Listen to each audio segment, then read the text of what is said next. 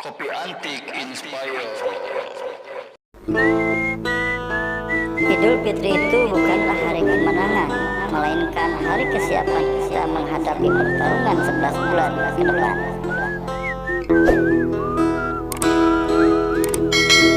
Situasi ganti, pikiran jadi rarungsi.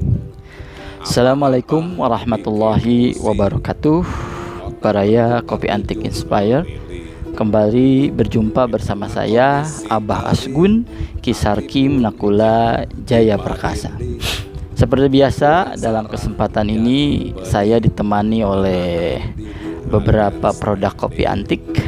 Ada kopi Arabica Robusta Desa Wangunjaya, Cikalong Wetan. Ada juga dari Garut, ada dari Ciwidey, dan juga ada dari Gunung Puntang. Dan juga ada ini satu mug cantik dan antik, kopi antik Inspire, yang sangat pas untuk kita jadikan tempat minum dan juga tempat ngopi, apalagi jika kopinya menggunakan produk kopi antik Inspire. Dan insya Allah nanti dalam berapa lama lagi, Kopi Antik Inspire juga akan memproduksi kaos oblong dan kaos polo yang sangat inspiratif, karena di dalamnya ada siloka, ada kata-kata yang akan membangun inspirasi berpikir dan juga bertindak kita agar lebih konstruktif, lebih dinamis, dan lebih melihat ke depan. Baraya Kopi Antik Inspire, dalam kesempatan ini saya ingin berdialektika dengan Baraya Kopi Antik Inspire berkaitan dengan Idul Fitri, Hari Raya Idul Fitri. Karena hari ini sudah memasuki 10 hari terakhir di bulan Ramadan. Sekarang sudah sampai ke hari ke-22, artinya tidak lama lagi, sekitar 7-8 hari lagi kita akan masuk pada hari yang disebut dengan Idul Fitri, atau sering kita artikan sebagai kembalinya kita kepada fitrah kesucian.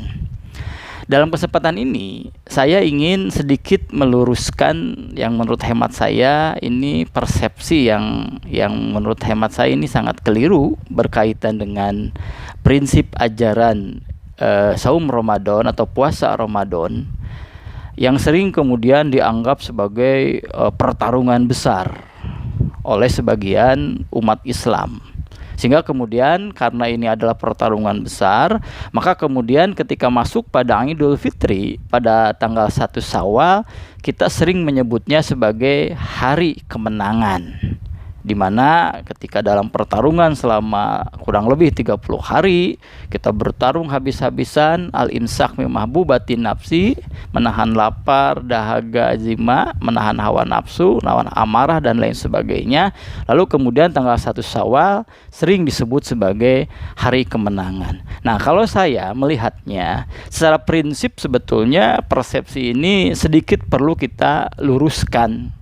Karena kalau kita coba baca bentangan ajaran tentang ibadah saum Ramadan, kemudian berakhir tekannya atau titik tekannya nanti pada Idul Fitri, saya justru melihatnya yang disebut dengan hari kemenangan itu bukan pada 1 Syawal atau menuju 1 Syawal.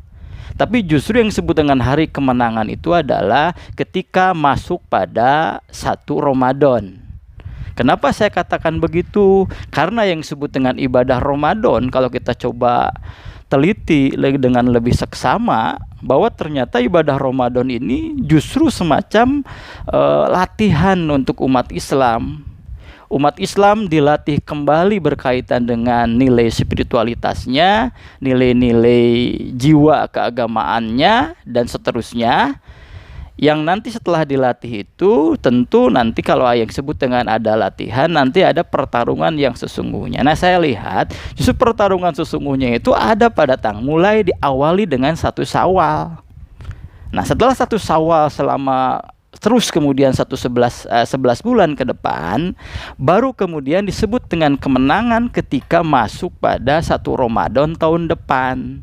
Nah, kalau hemat saya, melihat dari sisi prinsip ajaran ini, saya justru melihatnya seperti itu. Jadi bulan Ramadan tiada lain adalah bulan latihan, di mana kita dilatih untuk memperkuat jiwa raga kita, memperkuat hawa nafsu kita, memperkuat hawa amarah kita agar dapat mengendalikan semua itu, yang nanti ujung-ujungnya kita akan kembali pada fitrah kesucian, di mana fitrah kesucian ini adalah sebagai bekal kita bertarung dalam pertempuran 11 bulan yang akan datang. Siapa yang akan jadi pemenangnya itu akan ditentukan ketika seseorang akan masuk pada bulan Ramadan tahun berikutnya.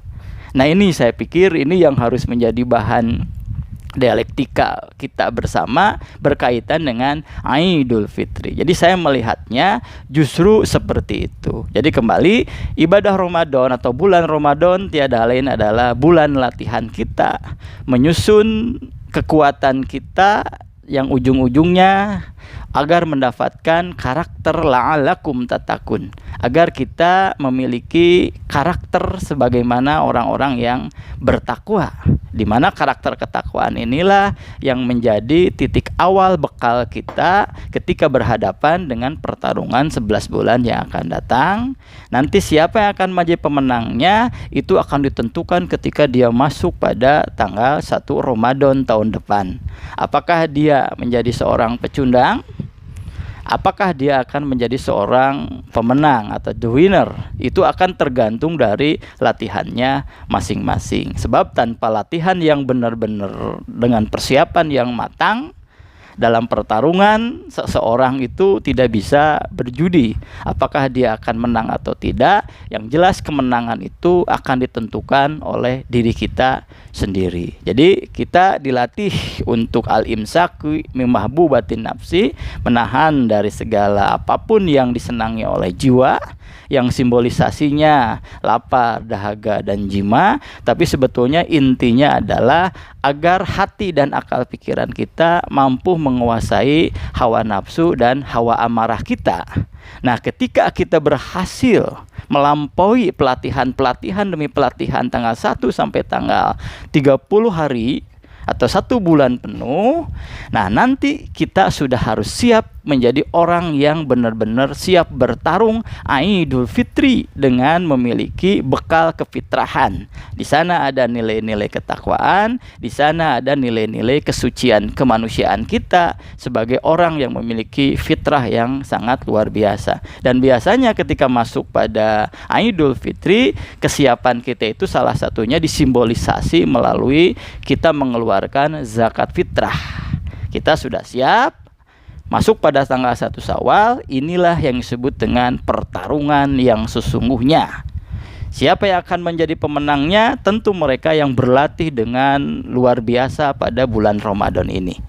Siapa yang akan menjadi pecundang? Tentu mereka yang tidak berlatih sungguh-sungguh pada bulan Ramadan ini.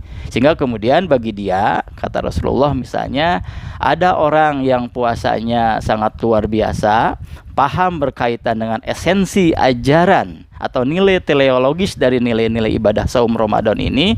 Ada juga yang hanya sekedar ikut tradisi, hanya sekedar ikut bagaimana orang lain berpuasa. Maka kata Rasulullah, kam min soimin laisa lahu min siyamihi ilal ju wal atas.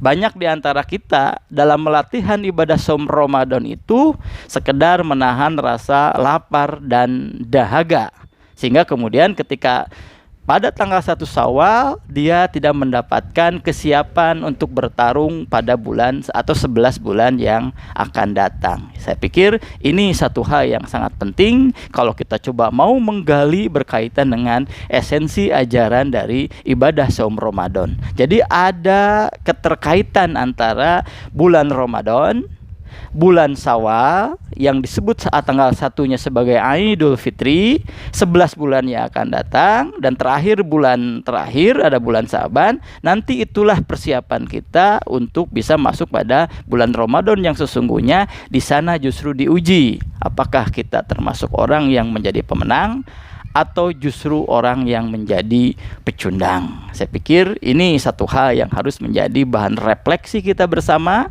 bahan renungan kita bersama, bahan dialektika kita bersama. Sekali lagi, 1 Syawal bukanlah hari kemenangan, tapi justru adalah hari dimulainya pertarungan yang sesungguhnya.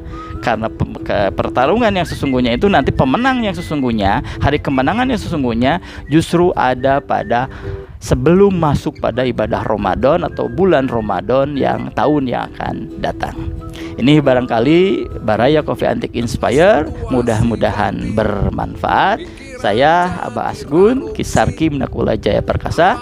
Assalamualaikum warahmatullahi wabarakatuh. Putar 7 keliling di tengah kondisi kering, hati pun jadi merinding, uras saraf jadi pening, menahan diri agar standing.